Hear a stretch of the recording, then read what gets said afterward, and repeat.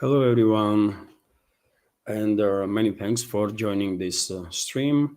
Today is 9th of June. Now it's 11 o'clock Moscow time, and I have prepared quite a number of news on some major developments. And hopefully, you will find this episode informative and useful. There was no questions or the comments through support platforms, so therefore, we will have just a news segment. If, of course, there will be no questions during the stream itself, either through PayPal or Boosty or through Super Chat on Rumble. That's being said, dear friends, without further delay, let's go through some news. And first of all, let me report about this news from RIA Novosti that overnight Russian air defense systems on duty intercepted 49 drones that were launched by Kyiv regime with assistance of NATO to strike deep into Russian territory. According to Defense Ministry, 13 drones were intercepted over the Kursk and Nizhny Novgorod regions, 9 drones each over the Voronezh and Oryol regions, two drones each over the territories of Bryansk and Chuvashia regions, one over the Belgorod region. This time, no reports about attempts of Kyiv regime to strike Moscow. But as you all know, dear friends, lately, last months also, on quite regular basis, Kyiv regime was trying to strike capital of the Russian Federation. Meanwhile, Russian armed forces also conducted long-range missile and drone strikes on military and logistics infrastructure of the Kyiv regime, according to reports from a number of sources. As I reported on my Telegram and Twitter X page, last night, Russian militaries carried out long-range precision strikes on military and logistical infrastructure of the Western-backed terrorist regime of Zelensky, and explosions were heard in Kiev, Chernigov, Rovno, Odessa, Kharkov, and a number of other regions. Although seems like main target of last night's strikes was Rovno region, where one of the airfields were targeted by Russian forces, as RIA Novosti is also reporting. And based on preliminary information, quite significant damage was done to this airfield where Kyiv regime was locating. Formerly, Kyiv regime, in reality, NATO was locating this Western transferred aircraft, F-16s and Mirage 2000s, and also long-range missiles that were transferred to Kyiv regime by UK and France, for example. I mean, of course, British Storm Shadow cruise missiles and French Scalp-EG cruise missiles. Maybe during the day we will receive some additional information about these strikes. And of course, I will share this information on my Telegram, Twitter X page, and in next video updates. Also, I think this news is interesting. I shared there on my Telegram and Twitter this morning that Russian forces have neutralized yet another US-made M1A1 Abrams tank, which is on its own not really big news, but what I want to point your attention to is that according to open sources, 26 out of 31 M1A1 Abrams tanks that US transferred to Kyiv regime already been knocked out by Russian forces.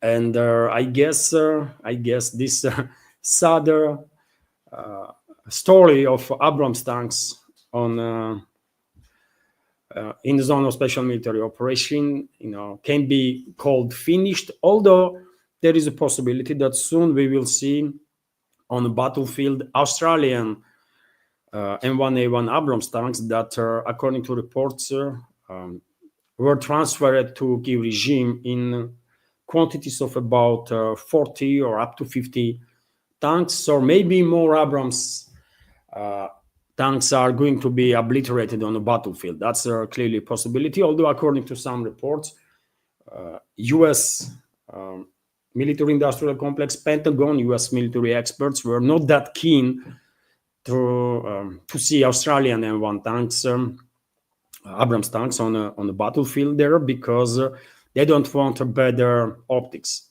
Understandably so. They are positioning Abrams tank as some sort of beast on the battlefield. But in reality, these tanks did not perform even slightly better than old Soviet era tanks whatsoever, right? And after all, for FPV drones, it does not really make any difference.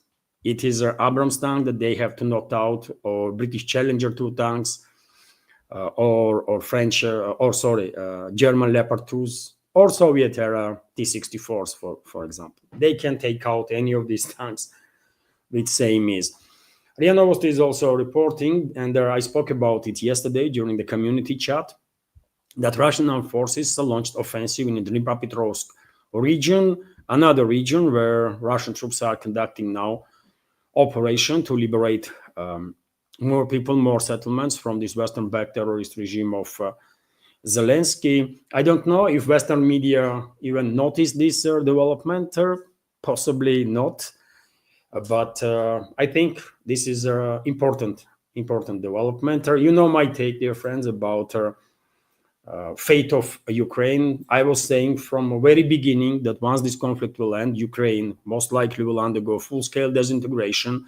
Western parts of Ukraine will eventually end up being claimed by Poland, Hungary, Romania, and the rest of their territory will be liberated by Russian forces. If Ukraine as a state, or the quasi-state, will maintain its statehood only as a landlocked state like Kiev and surrounding couple of regions, although longer this conflict continues, chances that there will be Ukraine on the political map is becoming less and less, right? And probably Russian side will just continue special military operation until Russian troops will reach borders of the Western Ukraine. It all depends basically on globalists, neocons, and other Russian enemies, how long it will take for them to face the reality and acknowledge that they have lost this proxy war against Russia.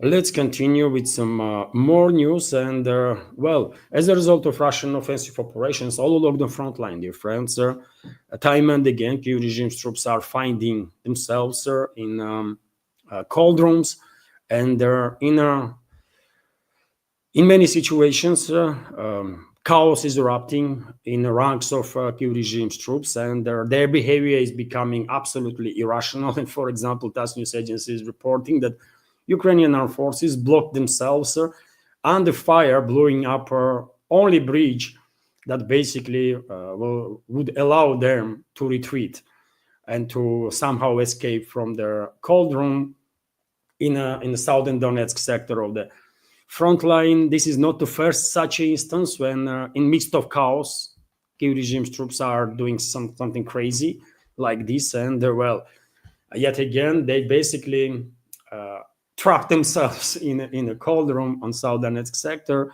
Okay, I guess they will still have opportunity to save their lives. They can contact Russian troops and arrange safe surrender. RIA Novosti is also reporting that Russian President Vladimir Putin approves the Russian Navy development strategy until 2050. No details, obviously, because much of this document is going to be classified, but Russia is paying obviously huge attention to development of the Navy, especially strategic capabilities of the Navy, and latest Borei class nuclear submarines, by the way, are clear demonstration of that. Each such submarine can literally obliterate any country on this planet if it comes to it. Let's hope we will never witness anything like that, but if it comes to it, then yeah, these Borei class submarines are beasts, by the way, most capable submarines, most dangerous submarines in existence. And Russia continues to develop not just a nuclear submarine fleet, but also underwater fleet. In next several years, Russian fleet will receive, for example, big helicopter carriers, building of these carriers started after France refused to transfer to Russia Mistral class helicopter carriers number of years ago. So I think this will be a big deal when two these new vessels will enter service in the Russian fleet. It's going to happen in next 2-3 years time, I guess. And many other warships, by the way, being commissioned and will enter service until 2050. So Russia will have all the capabilities it needs to protect interests of the Russian Federation in world's oceans. Also, of course, I spoke about this news yesterday during the community chat live stream, but I think it's worth noticing that yesterday, once again, Kiev regime refused to accept bodies of killed Ukrainian soldiers and their officers that Russia was ready to transfer to Kiev regime, according to agreements that was reached during the recent Istanbul talks, second round of Istanbul talks. In the Bryansk region, close to the border, Russian side transported these refrigerators where more than 1,200 bodies of Kiev regime's troops were, but Kiev regime refused to accept these bodies. In general, Russian side, as a gesture of goodwill, stated that Moscow is ready to transfer 6,000 bodies of the Kiev regime's troops that were identified, so DNA tests were conducted and all the information is there, but Kiev regime is refusing, as I predicted, by the way. Kiev regime is refusing to accept these bodies. I don't know if Western media even say a single word about this process, about this despicable behavior of the Western-backed terrorist regime of Zelensky, but that's what they do, by the way. They don't care about their living fellow citizens. They don't care about dead military personnel. And I would not be surprised if Kiev regime will derail this transfer this week also. And at one point, Moscow might say, okay, we tried. And if they don't want to take back their killed military personnel, then, probably what else gonna do, Russia gonna do but to bury these militaries, right? We will see, but there is several explanations that I did provide and many other commentators, by the way, on internet. Why would Kiev regime probably refuse to accept these bodies? One of their reasons is that they don't want to acknowledge that they have such a colossal losses on the battlefield there.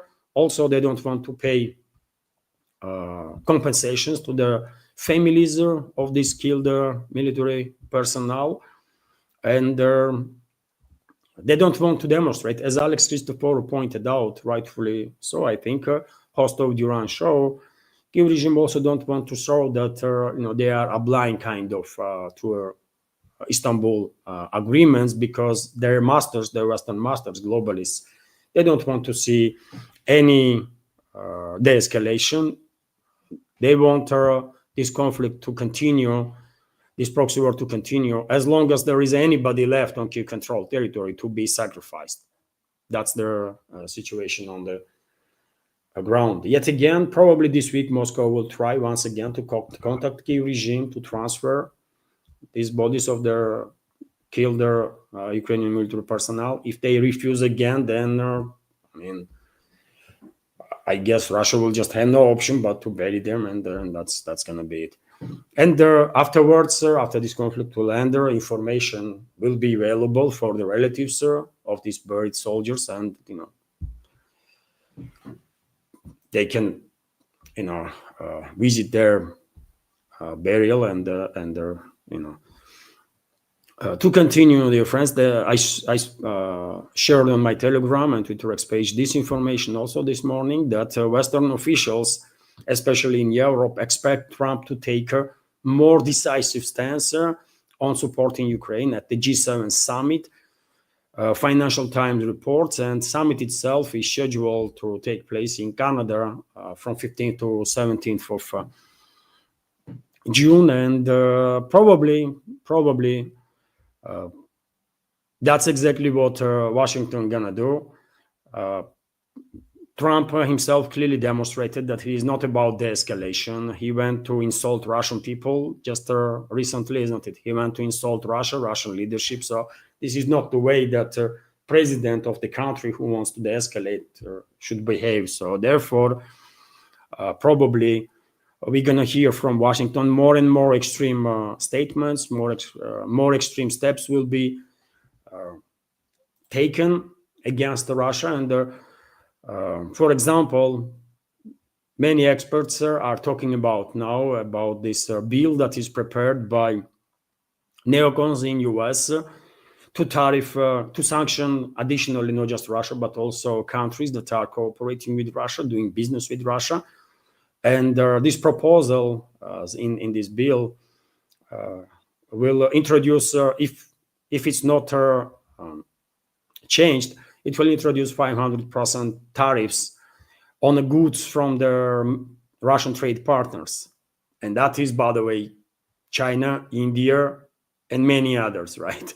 I mean, China and India is enough, I guess, to demonstrate that this is a big deal, right? These kind of actions will hit Western world tremendously if this bill will go ahead and will be implemented. And therefore, Wall Street Journal is reporting that White House is aimed now to water down these anti-Russian bills. U.S. President Donald Trump's administration is pushing to dilute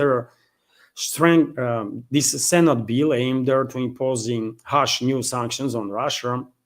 The Wall Street Journal reported on Friday, citing sources, the proposed legislation includes steep 500% tariffs on imports from any country that continues to buy Russian oil, gas, uranium, or other key commodities from Russia. And yet again, I'm not sure that White House gonna demand from Senate or the Congress to water down this bill. Probably either this bill will be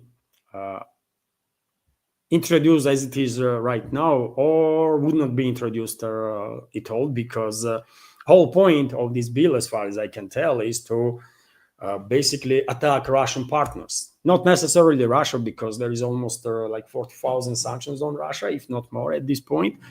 So therefore, this bill did not really intend to intimidate Russia, because they know in US or in collective West in general that they cannot intimidate Russia. But they're going to try to intimidate China and India and Turkey and other countries, Indonesia and many others. But I think they're going to fail. They're going to fail because Chinese leadership knows perfectly well that 500% tariffs on Chinese goods will devastate US markets, right? So Beijing probably will, lay back and just watch how process is gonna unfold. And same can be said about India, by the way. If Washington thinks that they can intimidate New Delhi, they should think again. They are definitely not in a position to bully this world, man. No more, definitely not. But let's see. I myself interested to see what is going to happen with this bill and all the threats that we hear from Washington recently. I wonder if they will dare to go ahead with these sanctions. RT is also reporting that, Blast Rock's largest US airbase, by the way, in Asia Pacific.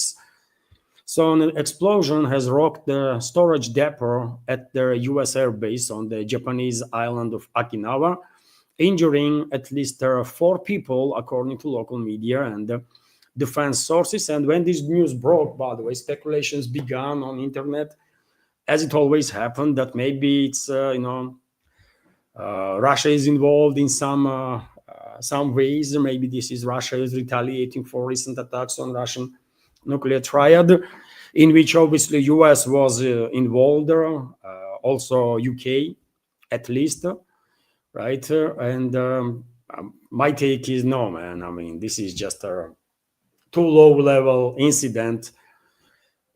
Despite casualties, despite this base being the largest US military base in Asia Pacific, this is just a low-grade facility, and Russia would not, care that much to all pro-Russian forces worldwide to take action on that. It has nothing to do with Moscow, but when I can understand why there is such strong reactions nowadays whenever something happens. I guess majority of more or less well-informed community worldwide expects that Russia will answer to US and UK for their attack on Russian nuclear triad, and the majority also understands that this answer will be done in such a way that Moscow will maintain plausible deniability on its hands, right? In the same way as US did, and UK, while using formally their proxy key regime to attack Russian nuclear triad. And so, yes, everybody is expecting Russian retaliation, yet again with the maintenance of the plausible deniability, which means that Russia will have nothing to do with it officially, of course. But there is a lot of pro-Russian forces in this world, right? A lot of people that support Russia, a lot of people that are extremely angry on collective West, on US, on UK for their criminal activity in this world. And so many people that want to revenge for their close ones that were killed as a result of terrorist activity of US and UK. So, well, there will be retaliation, of course. These people gonna revenge, and those groups, whatever groups they are. But when this will happen, what is going to be scale and that kind of stuff is difficult to say, right? Difficult to predict. We will find out.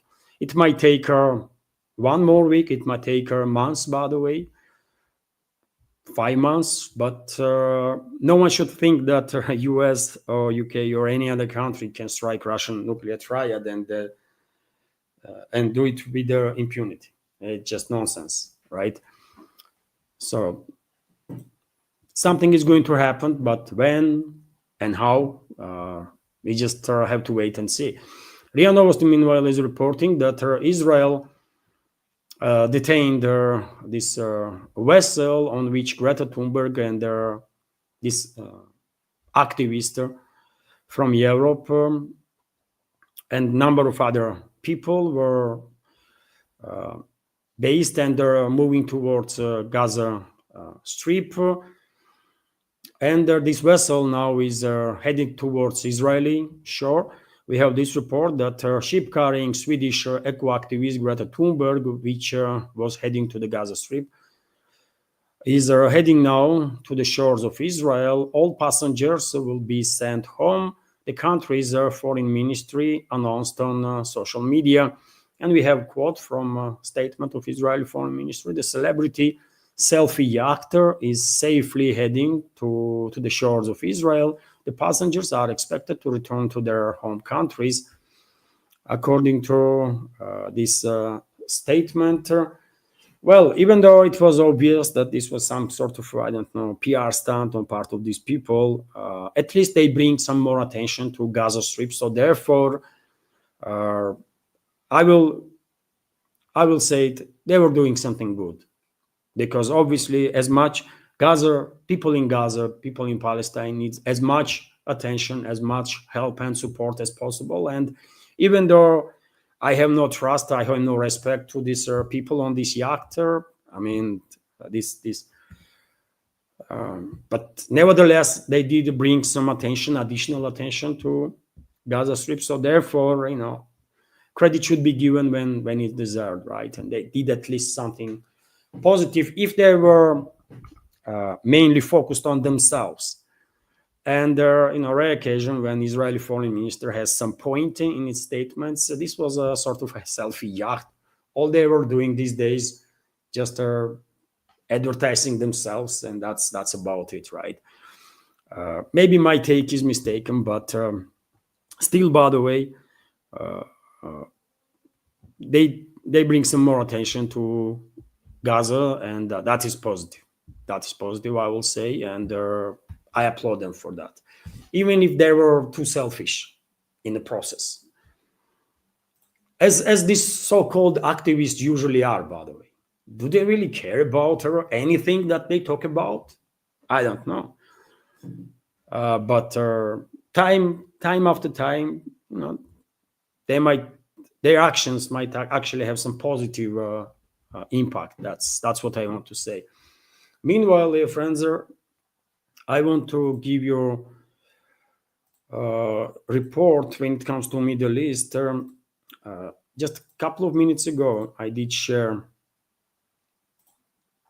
on my Telegram and Twitter X page this news about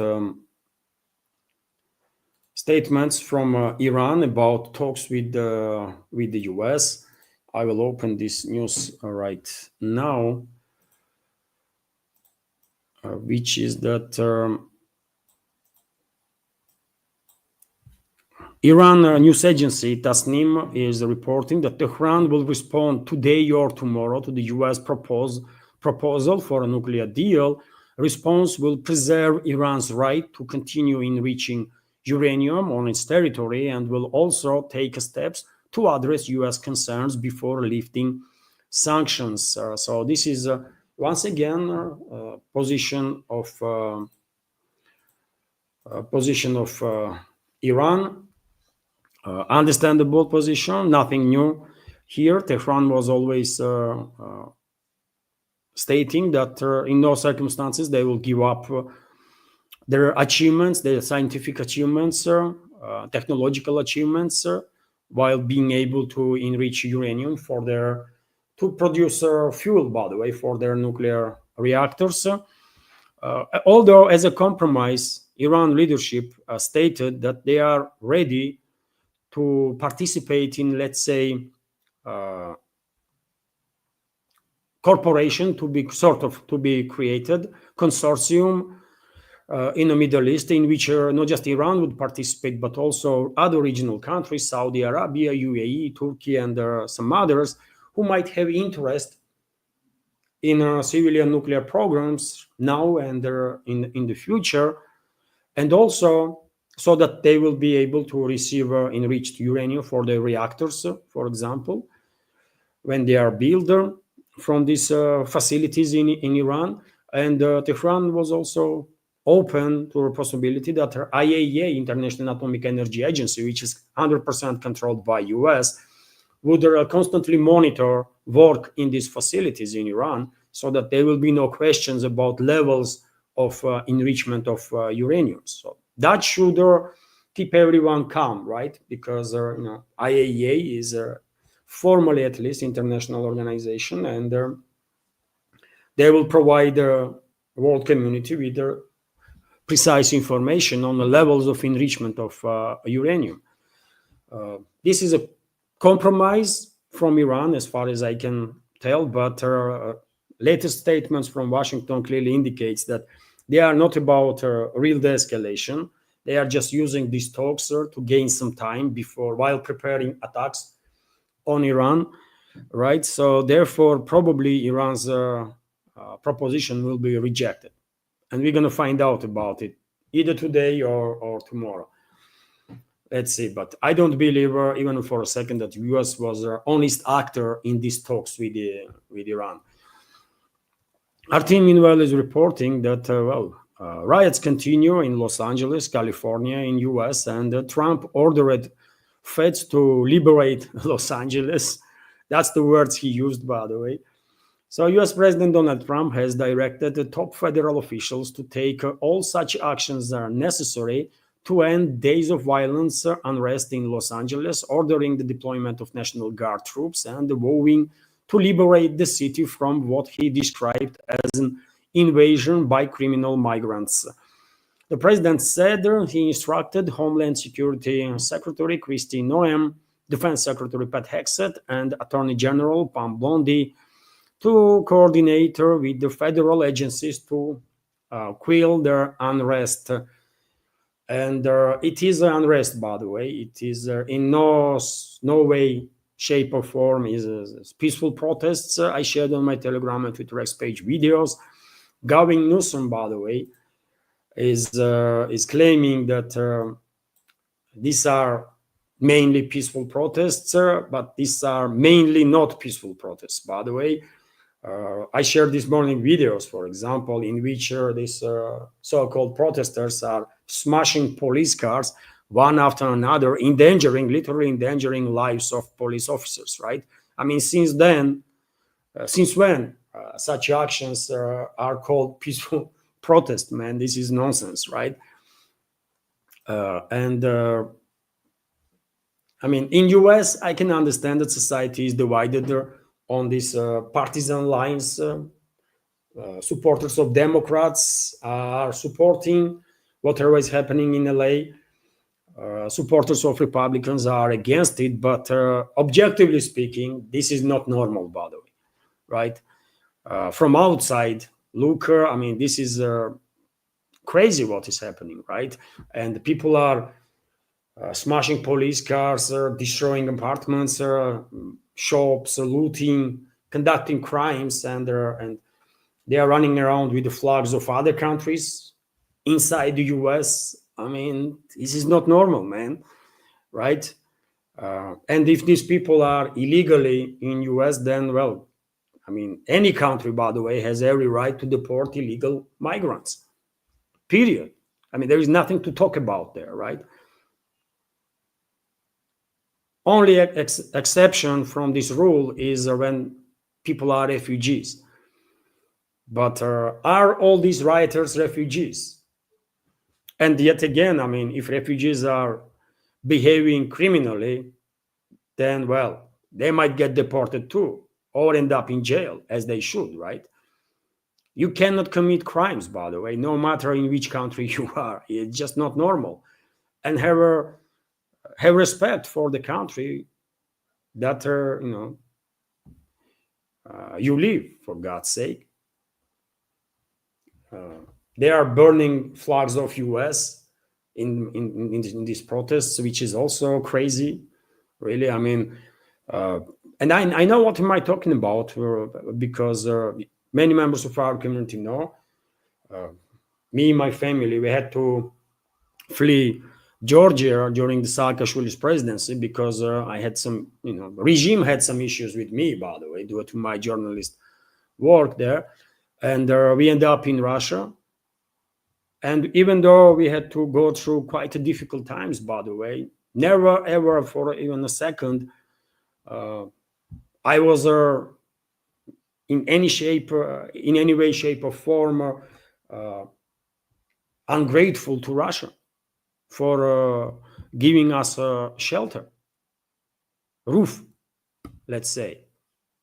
Not literally. I mean, state never give us a place to live. No, we were on our own, but Russia opened its doors when we were in very difficult situation, isn't it? And provided basic security, as it's done for everybody here in Russia, right?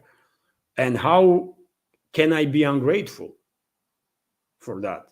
I'm gonna be grateful forever, right? Now, as you know, now we are citizens of Russian Federation, and obviously we are trying our best to be good citizens, and we are raising our kids to be good citizens, and that's the only right approach and only right way to behave and to go forward.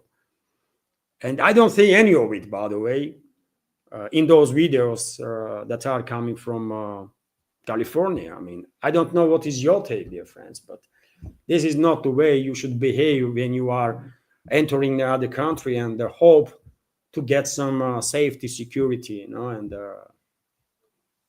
life.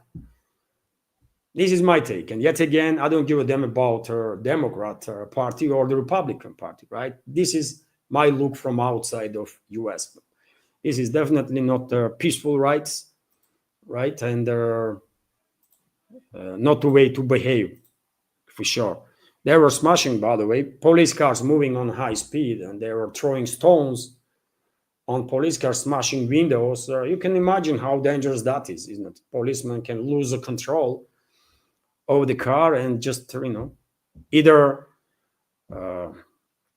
drive into a crowd or drive into a wall, get killed. I mean, this is crazy, man. This is not the peaceful rights. And well, U.S. Army confirms that National Guards were deployed in Los Angeles, and probably they will together with other federal institutions they will establish control there and calm things down. Although, by the way, these rioters are quite well organized, it seems like. Clearly, I can see some elements of these color revolutions, right?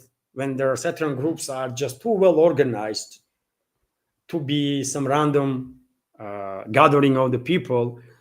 And clearly, something similar is happening in Los Angeles. And if you trace back financial trace, follow the money, and if you follow the money behind these groups, organizers, you might end up on the doorsteps of Soros Fund and some other funds that were actively engaged in color revolutions worldwide.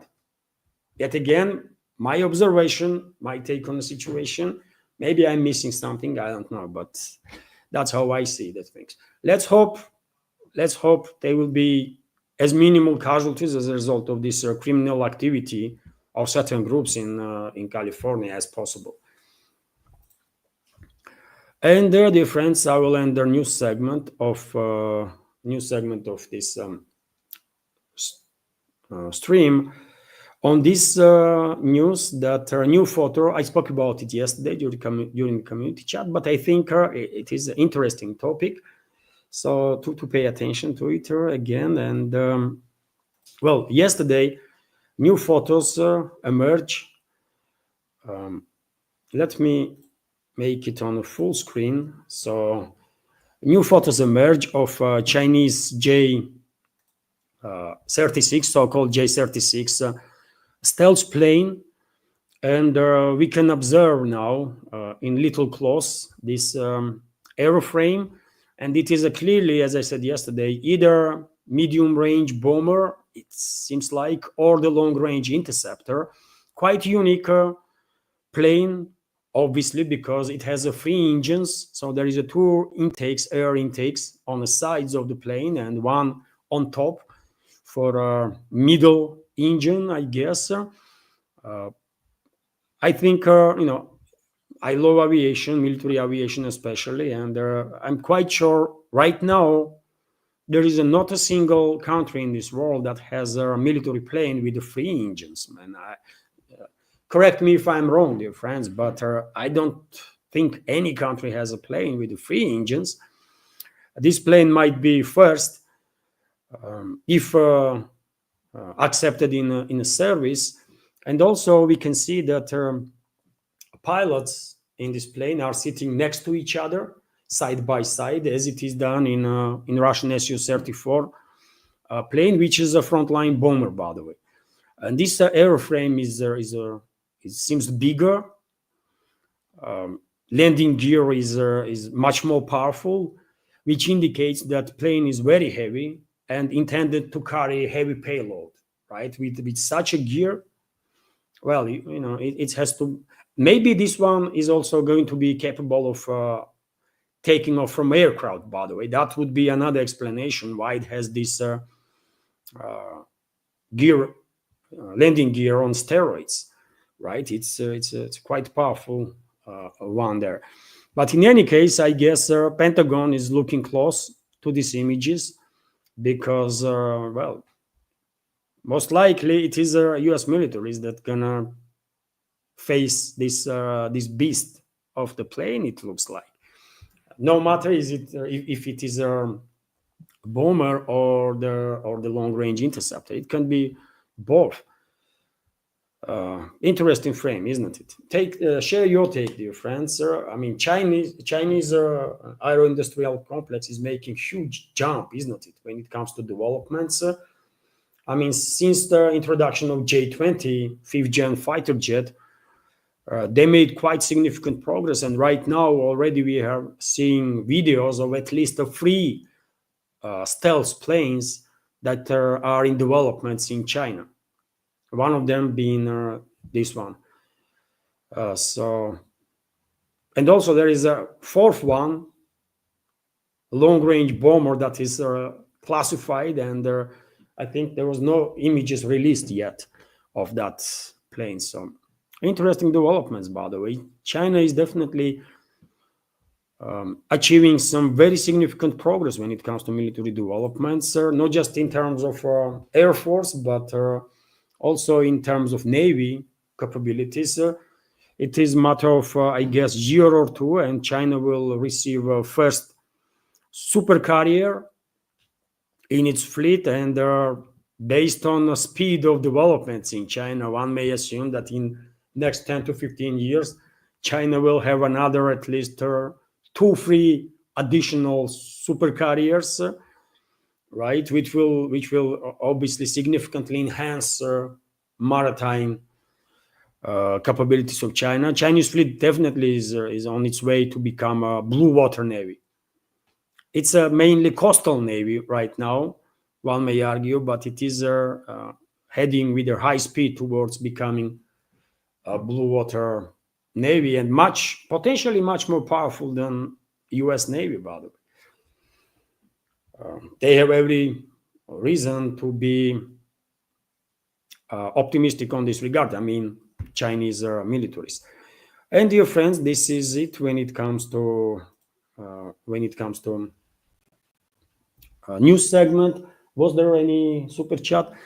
There was no super chatter during the stream, dear friends. So, but yes, Anna, my wife, is telling me that on the Boosty on Friday, isn't it? On Friday, after the live stream, there was a